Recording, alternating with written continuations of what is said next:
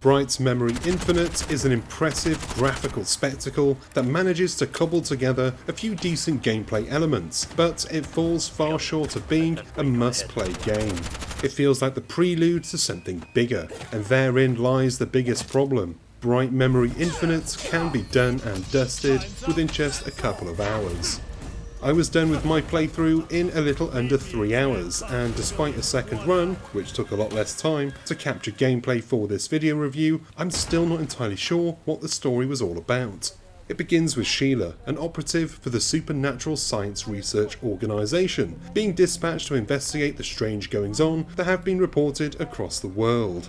Strange weather and a black hole sitting on the horizon is as good a recipe as any for a sci-fi story, but it doesn't really go anywhere.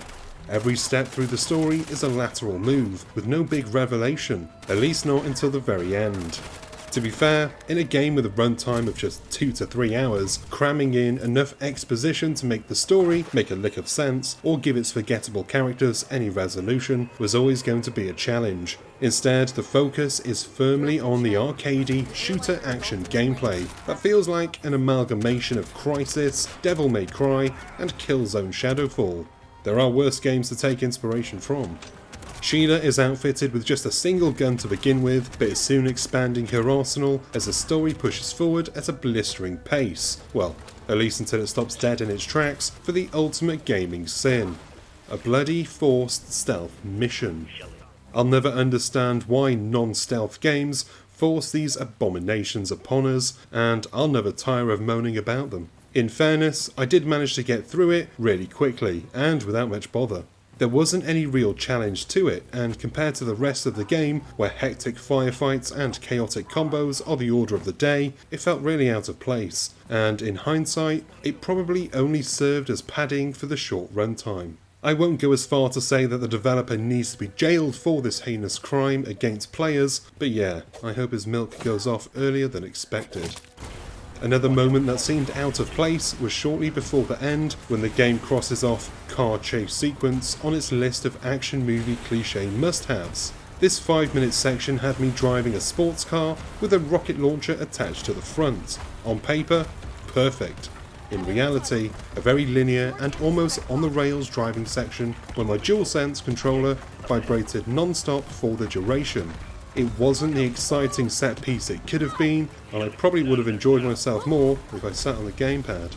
A few misguided moments here and there don't break a game, and Bright Memory Infinite does a great job at empowering the player with a small loadout of fun weapons, each with secondary fire modes and a few extra tools to lay the smack down and inject some well-meaning variety, including a sword that can be used to launch enemies into the air for a beat down to the ground. The sword has a secondary use too, where you can block incoming bullets. This was really nifty, though I rarely used it, instead relying on the duck and cover skill set that I've been perfecting since Call of Duty 2. Yeah, I'm that old. It did, however, come in handy when enemies got in close, as the sword can be used to block incoming melee attacks, or just finish off those foolish enough to get within reach of Sheila's blade. As it's 2022, of course you can expect an upgrade tree. For Sheila's abilities and weapons, there are multiple upgrades that can be earned by collecting relics, though I seriously question the point of this because the game is so short, there's not really much time to get invested. Still, I guess it adds some replayability if you want to collect the trophies or do a fully powered up run through the game. I liked Bright Memory Infinite to begin with, but come the end, I was a little disappointed. Sure, it has the fancy graphics and decent gameplay, and even some big set-piece moments that made me forget I was playing a game developed by just one chap. But it lacks substance, depth, purpose, and above all else, clarity. I've gone through the story twice, and I still don't know why the regular bad guys occasionally get warped out for ancient Chinese warriors, or why the boss battles are supernatural beings, one of which has some very campy and out-of-place dialogue. While the length may be an issue, there is a flip side to it. Just as I was starting to tire of the guns and sword combo fest, it was over. It wasn't long enough for me to get tired of its main selling points, the top tier graphics and the chaotic combat. The visuals are stunning, granted, but the game takes place more or less across very similar environments, maybe except for the gunfight on the wing of an airplane hurtling towards a black hole. Neil deGrasse Tyson would pull that scene apart within seconds. If the game ran for a further 6 hours but locked in with the linear locations, I would be bored of it before the end.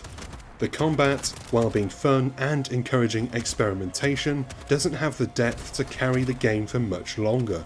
I'm sure that by hour 4, I would completely drop the melee side of the combat and just stick with running and gunning, and then it's no different to most other shooters out there.